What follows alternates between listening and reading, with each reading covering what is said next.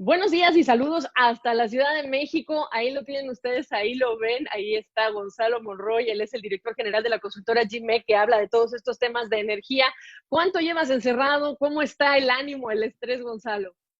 Pues ya 2 meses encerrados, Gaby. Empezamos muy temprano el lockdown, en quedarnos en casa, reducir justamente la tasa de contagio y bueno, quedándonos en casa, quedándonos a salvo. Pues me da gusto saludarte y yo quería hablar con todos ustedes de la pregunta que hago yo. ¿Se está despidiendo México de las energías renovables? Y si se está despidiendo, entonces cortesía de la Secretaría de Energía del gobierno mexicano. Dame primero un sí o un no, Gonzalo, ¿sí? Parcialmente, sí, parcialmente. Ahorita voy a entrar al detalle el por qué, no necesariamente. Y la otra cosa que hay que decir es que ha sido escándalo, o sea, fin de semana de escándalo, viernes de escándalo y desde la semana pasada. Empresarios, analistas, también digamos que gremios empresariales de México, pero también de Estados Unidos, de Canadá y de la Unión Europea han hablado de su extrañamiento, de su preocupación en relación con este tema, con las acciones del gobierno mexicano. ¿De qué estamos hablando? Para que todos lo aprendamos como término. Del acuerdo para emitir la política de confiabilidad del sistema eléctrico. Una política que fue publicada en el... Exactamente, exactamente. Adelante. No, justamente iba a darte un poquito del preámbulo y sobre todo entrar para simplificar y poder tener un entendimiento de qué significa este acuerdo. El acuerdo puede tener un título bastante hermoso, incluso noble, pero en realidad tiene todo menos eso. Este acuerdo justamente que lanza la Secretaría de Energía en un madruguete, en un albazo, justamente sin avisar, sin consultar, lo cual motivó precisamente la renuncia del titular de la Comisión Nacional de Mejora Regulatoria, justamente porque se da cuenta de que este no era el procedimiento para un tema tan fundamental como es el despacho eléctrico. ¿En qué consiste el acuerdo? Pues básicamente lo que hace es cambiar las reglas del mercado eléctrico sobre la marcha. Eso es muy importante porque creo que vale la pena explicar un poquito cómo se despacha la energía en México. Se hace básicamente con un criterio de que el costo más bajo de generación tiene, en este caso el costo variable, tiene justamente la preferencia. ¿Eso qué significa?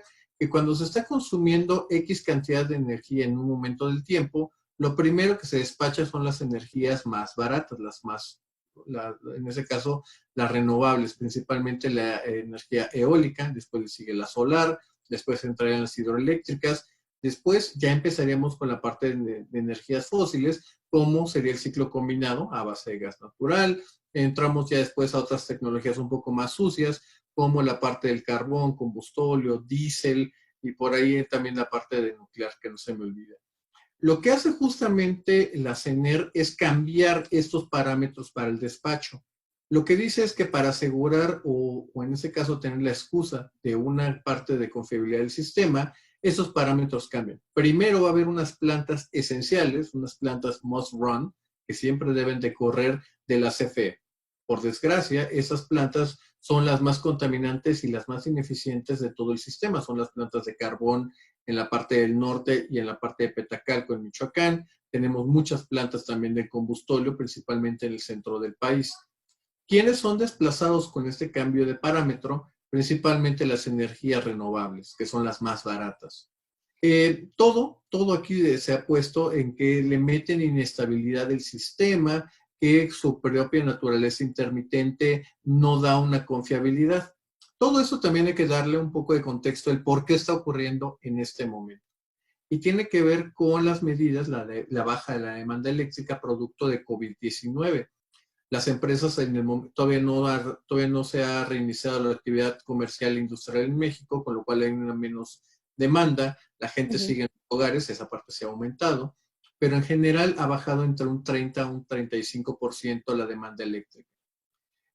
Bajo el parámetro de despacho que te estaba diciendo, significaba de que gran parte de México, esos grandes titulares que hemos visto en lugares como California, como Texas, donde las energías renovables han desplazado totalmente al carbón, pues Uh -huh. simplemente en México es tratar de evitar que eso ocurra.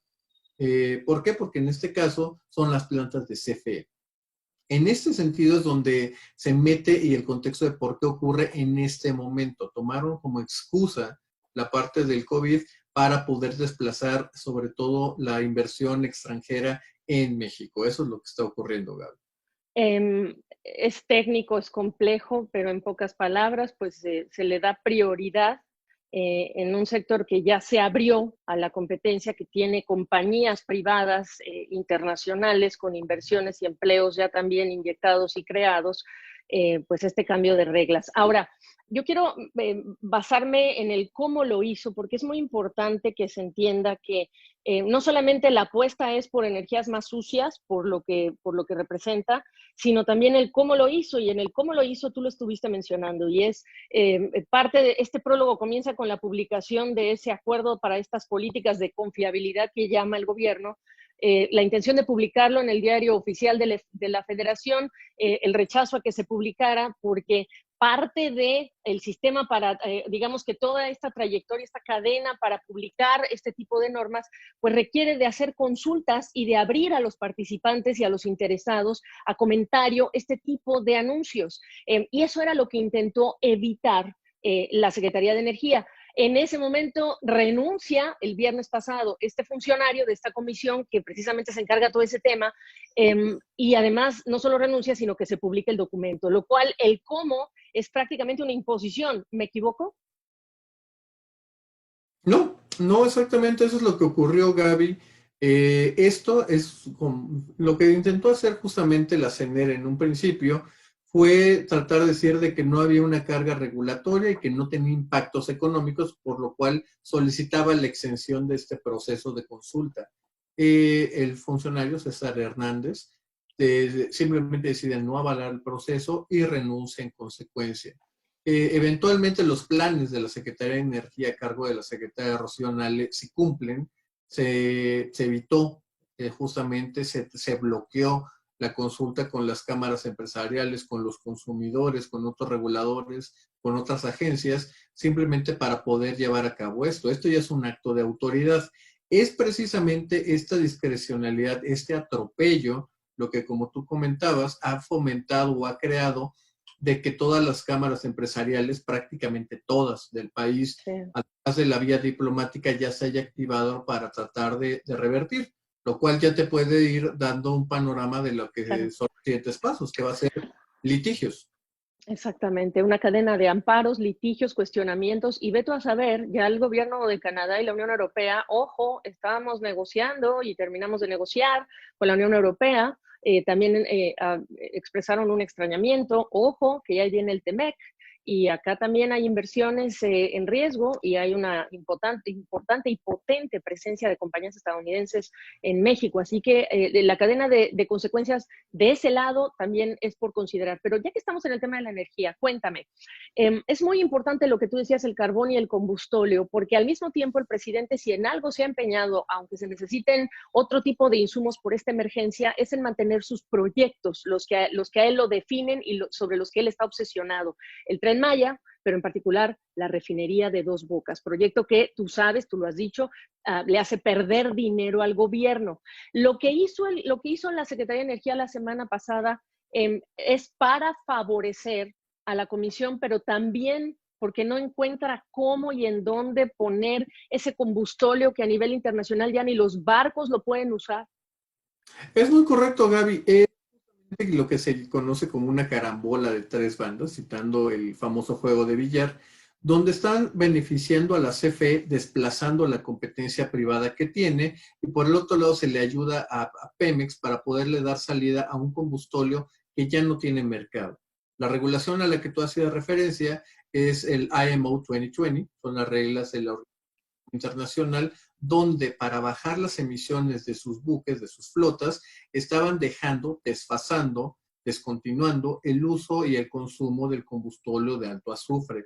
La idea era pasar a combustóleo más de menores emisiones o directamente a gas natural licuado. ¿Cuál es la consecuencia? Que Pemex ahora tiene muchísimo combustóleo. ¿Por qué esto se relaciona con las refinerías?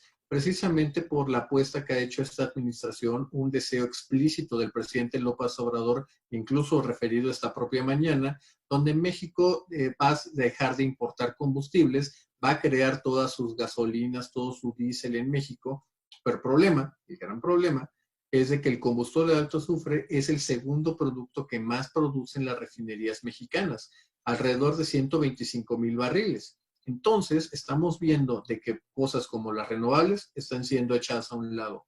Ciclos combinados alimentados por gas natural muchísimo más eficientes y con menos emisiones también están siendo justamente desplazados para poder acomodar el combustóleo de Pemex. Es una mala apuesta, van a continuar las pérdidas de petróleos mexicanos, van a empeorar también las finanzas de la Comisión Federal de Electricidad, que al no poder justamente transmitir estos altos costos a los usuarios vía tarifas, pues lo van a tener que absorber vía subsidios eléctricos. Es una mala noticia para el Estado mexicano en su conjunto, precisamente en un ambiente de debilidad estructural, precisamente producto de COVID-19. Oye, y si es tan cochino el combustóleo, ¿qué va a hacer el gobierno si tiene dónde almacenarlo? ¿Cómo se puede desechar? Ya para ir cerrando esta conversación que nos deja preocupadísimos.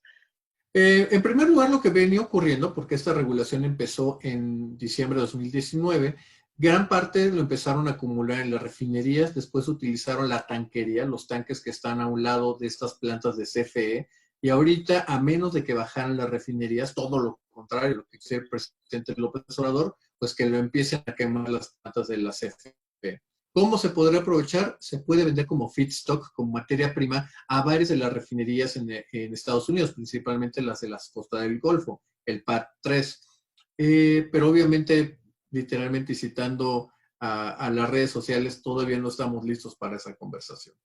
Y no es barato, es como el oro y por eso ahora quieren combustóleo, porque yo estaba pensando en los efectos de contaminación que le puede representar a los mexicanos. Es muy correcto, Gaby. Aparte de que va a ser un combustible mucho más caro que el sol, que el viento, que son gratis, tienes un problema que es muy importante ponerlo en esta coyuntura. Justamente los problemas cardiorrespiratorios se incrementa justamente esa incidencia. En un ambiente todavía de COVID-19, esto puede incrementar la tasa de letalidad. Es el peor de todos los momentos, aunque no estuviera el problema económico, para estar quemando ese combustóleo. Espero, hacemos votos justamente para que las cabezas más sensatas den la vuelta precisamente a esto, se restablezca el Estado de Derecho, que es lo que se ha vulnerado, y podamos avanzar sobre todo en pro de la salud de los mexicanos.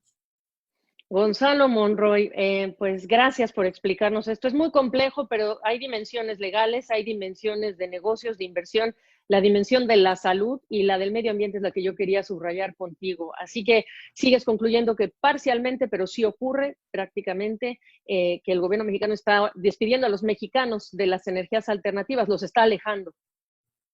Exactamente, Gaby, y sobre todo está desechando energías renovables a las cuales no entienden verdaderamente tecnológicamente hablando para poder beneficiar lo que sí conocen, que es el carbón, el combustóleo, los combustibles que se quemaban en los 60s, en los 70s. Estamos justamente en la visión del atraso, no en una visión del siglo XXI. Gracias, Gonzalo. Un abrazo hasta la Ciudad de México. Un gran abrazo, Gaby.